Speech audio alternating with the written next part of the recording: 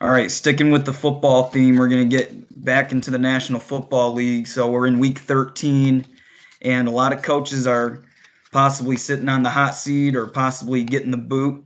So there's, to me, some overrated coaches. I don't know what you guys think, but let's get into this. Zai, who do you see as an overrated coach here in the NFL? Well, I got two names that pop up, and I don't think they're on the hot seat. First one would be Mike Tomlin for the Steelers. Always gets us hype. They're always going to be Super Bowl contenders. They haven't done much recently, so he would be one. And then the next one has had some really good regular season the last 2 years. They're 11-2 right now. Is Sean McVay of the Rams. He just gets in these press conferences and he talks about every player on the other team and he got this best memory, can remember every play. But so far they're kind of just seem to me to be like a really good regular season team. Like I can't give him an award of a top coach until they go do something in the playoffs. So those would be my two guys. But when you think about the hot seat guys, I mean, probably the two names that pop up are Jason Garrett and Marvin Lewis. Where if they don't make the playoffs and win some games, they both should be fired, in my opinion. And I'll keep that one short and sweet. Can we call a timeout on Sean McVay really quick? You want to think about the most prominent coaches in the league right now. Sean McVay is up there. Okay, he's up there. Obviously not with Bill Belichick because Bill Belichick has rings. Mike Tomlin has rings. Okay, but Sean McVay has brought that pizzazz to the Rams that they've been lacking for numerous years with the Jeff Fisher era. He has brought that confidence, that swagger that they need, and they're in the hunt to possibly win a Super Bowl this year. The man is doing his job, and you think he is overrated? Yeah, I just think that we're crowning him as the best coach. Like, he hasn't even won a playoff game yet. Like, you got to give the man some time. Let's just hit the brakes a little bit, and when he wins some playoff games, we'll give him the awards. Like, I mean, he's not better than Sean Payton and Pete Carroll and these guys yet. Like, he needs to work his way up before we start crowning him these awards. Can my man get some time? Marvin Lewis has had 15 years to win a playoff. I agree. I wouldn't be paying Marvin Lewis's dinners anymore. Should have been gone 3 years ago. Getting to my point, as the most overrated coach in the NFL is the Cincinnati Bengals head coach Marvin Lewis. The man has been on the job for 15 years, I believe. Okay, he took over in 2003. The man has, I think, made the playoffs. He's had some good seasons. I think he made the playoffs on 7 different occasions, I believe. And he has not one playoff win to show for. Not one in 15 seasons. So he's had a mediocre career for 15 years. And I don't know what that Cincinnati fan base is thinking, but I feel bad for him. I mean, at least they can get there every now and then, unlike the Lions, who's got there 2 times since like the Barry Sanders era. So at least they're doing something more than the Detroit Lions. But 15 years and you really haven't trended in the right direction. You kind of just been the same team for the last decade. I think the man has to go. I agree. I do think he needs to go, but I don't know if he's overrated because he's been the same coach for the last 10 years. They're always right there on the playoff hunt. They're not going to win a playoff game. And, for him, I will say this. He's been unfortunate with some injuries. This year they start off really hot and A.J. Green goes down. And without A.J. Green, they can't move the ball. So, and Dalton's got hurt here and there, but I agree that's part of the job. You got to deal with it. But I don't know if he's overrated because he's been the same coach for the last 10 years. So, but I agree. They got to replace him. 15 years. They got to replace him. I'll agree with you on that. Should they let him go right now or wait till the season's over with? I mean, you might as well just wait at this point. That's tough because That's interesting. That's interesting because, like, with letting coaches go, like, you look at Jason Garrett. Everybody wanted Jason Garrett fired, and then look at what they've done now. They've won, 5 games in a row, and they're right back in first place. So, if you want to fire a coach, you better fire him because, say you're sitting at, 5-7 and you want to fire the guy, fire him because if he wins 4 straight games and gets in the playoffs, you can't fire him, but going on this overrated coaches, there's 2 names that come to mind. Number 1 is Jay Gruden of the Washington Pigskins. They've done what have they done? What have they done? They've been, I think there's been a stat, saying they've been exactly even 500 during the Jay Gruden era. And, I can't really think of the best player for that team besides either Jordan Reed or Robert Griffin III, and that's a while ago. So Jay Gruden, and he hasn't won a playoff game for that team yet. So, You want eventually to talk he's about gonna bad go. luck injuries? My man, the Redskins were in first place, okay, before Alex Smith went down. He went down. Their backup quarterback went down. They unfortunately have hot dog Mark Sanchez in there trying to play quarterback. The man has not been relevant since 2013, okay, since he was with the Jets, which start of his career. Everyone thought he was going to be decent. I don't know when he was with the Jets. He had a couple good playoff runs to the AFC. What was it? Conference finals. Yeah, Yep. championship. Yeah, Yep. championship. And ever since then, ever since he got traded, he's been nothing. Even though I hate to say it, he seems like a good guy, but man just needs to go back in the stands and eat a hot dog because he should not be playing starting quarterback in the National Football League. I agree. Redskins are a little unfortunate with injuries, but they're behind the three teams in that division. I would even say the Giants are better than them, but the Giants just have meltdown in games and on the sideline.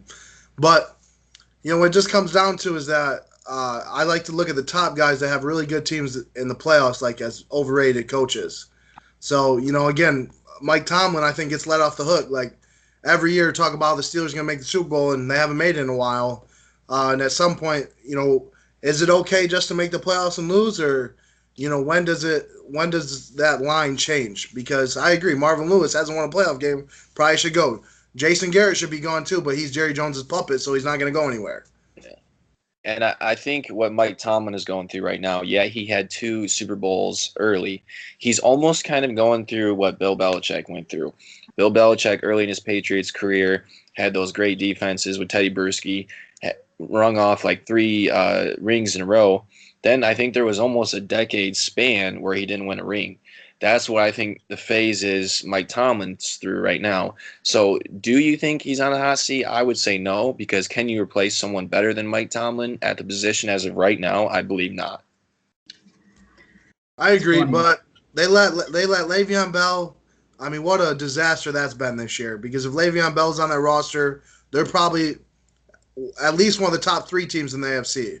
And that's not all him. That's some management too. So, but at some point, probably can't replace him any better. But they're at some point they're gonna have to move on from Mike or Big Ben. It's gonna be one or the other. So, we'll see which one falls first. I agree with Mike Tomlin. I mean, you look at him and all his success, but he can't beat a crappy Raiders team. He's 0-4 in Oakland as his Big Ben. You gotta win the games you should win. And speaking of that, going to my second overrated coach is Matthew Edward Patricia of your Detroit Lions. I'm sorry. Yeah, it's his first year, but Matt Patricia was brought into Detroit to win. And look at where they are, 5-8, beating crappy teams like the Cardinals, they beat the Packers and the Patriots, but then you go losing to Seattle at home. I know Seattle's good, but that's a game they probably should have won. Losing to 2-10 San Francisco. You need to start winning games, and that's partially on the GM. You got to bring in your winning culture. But to me, Matt Patricia was way overhyped, and he's way overrated, and it's really showing for the same old Lions. You got to give Matt Patricia some time. It's not easy to do the Patriot way, and I really believe he's trying to do it the Patriot way. I'm not even a Lions fan. Everybody knows me. I'm kind of a Lions hater, but Matt Patricia, I think, is going to do right things. They're kind of like the Raiders to some degree. They gave up middle through the year. They traded Golden Tate. Marvin Jones got hurt. I mean, Stafford's, other than Galladay, he's got nobody to throw the ball to anymore. They got rid of Eric Ebron. He's having a great year. LeGarrette Blount brought in as running back. I don't think that kind of worked out as good as it wanted. They have Johnson, the rookie. I think he's going to be pretty good. So I think you got to give Patricia a couple years. A lot of it's going to come down to Patricia and Stafford. Like, Stafford's needing to have a bounce back year next year. But I think if we're going to give Gruden time, we got to give Patricia time, because they're kind of doing the same thing where Patricia's going to be like, hey, we're doing this the Patriot way. We're going to try to build things my way. So let's give him a couple years and see where he's at. Jake, I'm going to have to disagree with Patricia being overrated, okay? And I'm a Lions fan, and here's why I disagree with you, okay? The Patriots, the Belichick coaching tree, everyone think that Belichick's greatness, these coaches are going to branch out and are going to contend for Super Bowls. we haven't seen these coaches branch out and have any success. Look at a guy like Josh McDaniels. He went out to Denver, didn't have a good run there. There's been a few other coaches that hasn't had the success that they have had at New England. Why that is, I'm not sure. So when a guy comes in like Matt Patricia for the Lions, as a Lions fan, I didn't have my hopes too high. Okay, I set the bar at a middle level. Can Patricia be a respectable coach in this league? I don't doubt it for 1 second. Can he be a guy like Bill Belichick? Well, I don't think anyone can be like Bill Belichick, but you get my point. Can he be a good coach in this league? There's a lot of question marks there. So is he overrated? Me personally, I would say no. I think he can be a decent coach in this league, but go along with Zai. I think you need to give him time. It's going to take maybe a couple years, but if anyone, and I'm been a Stafford believer since day one, he's got to do something within these next year or two. Because if he doesn't, it's not going to be pretty. Either he's going to have to go or Patricia's going to have to go. Yeah, I see your point, but the Lions, you had a 9-7 team last year and you brought your coach in to win now. And I don't see it. I don't see Patricia being successful next year. I don't see him being successful at all. Honestly, you need to get somebody in there, that, because to me, when I look at Patricia, I don't think he knows what he's doing over there. I really don't. It shows, when you lose games you really shouldn't be losing, especially when you're the Lions. They say the man's IQ is off the charts. Say that dude's like his intelligence is like at an all-time high. So I think he does know what he's doing. I think if anything, the Lions and the injuries has been really unfortunate this year. I mean, shoot, I could go out and play wide receiver with the guys they have right now. Okay, they traded Golden Tate. A few of their other guys, Marvin Jones, went down. So, I mean, he's throwing to guys that just can't get open.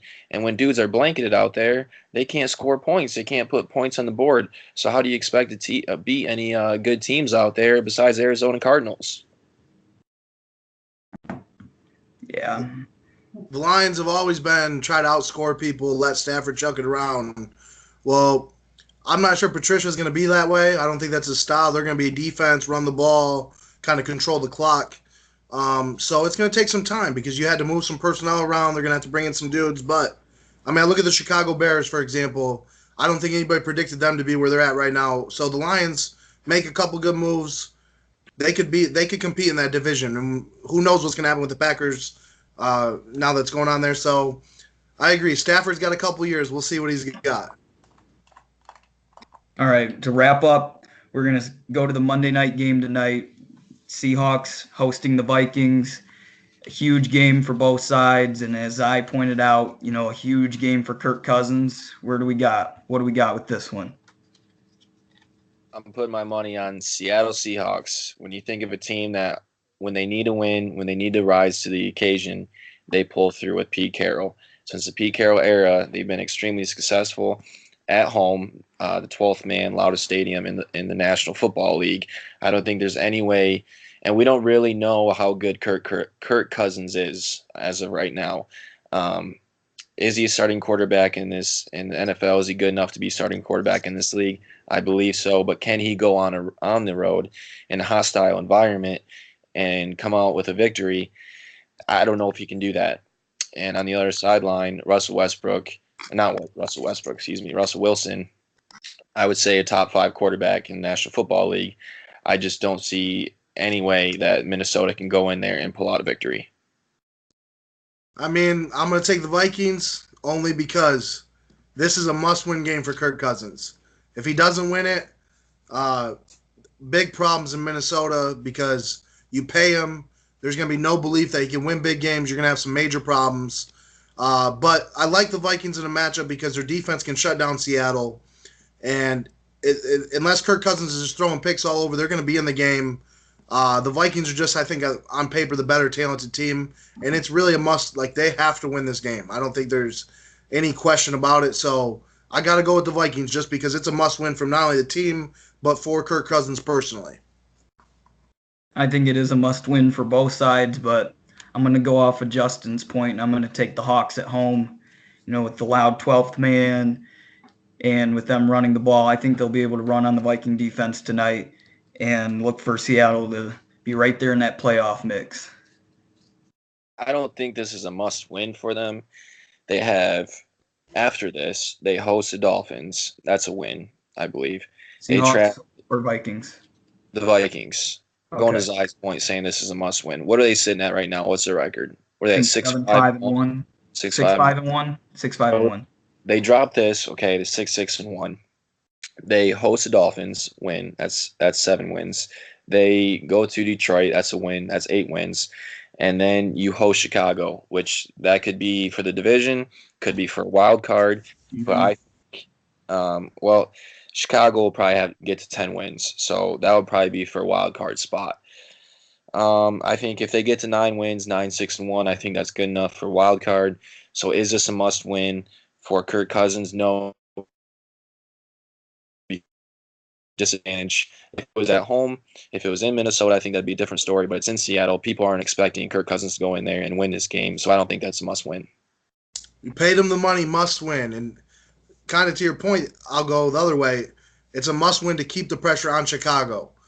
Because we don't know what Trubisky's going to do when the pressure's on, and if they can keep the division close to where that game matters, it's for the division. Well, that would be interesting. That's what Minnesota needs to do, because you don't want to lose this game, because then every other game becomes a must win. The Miami game, I'm not sure that's a must win. Miami's battling for a playoff spot too, so that's going to be a battle. You look at it, you need to win this game, because then if you have a slip up, you're still there, and you put the pressure on Chicago.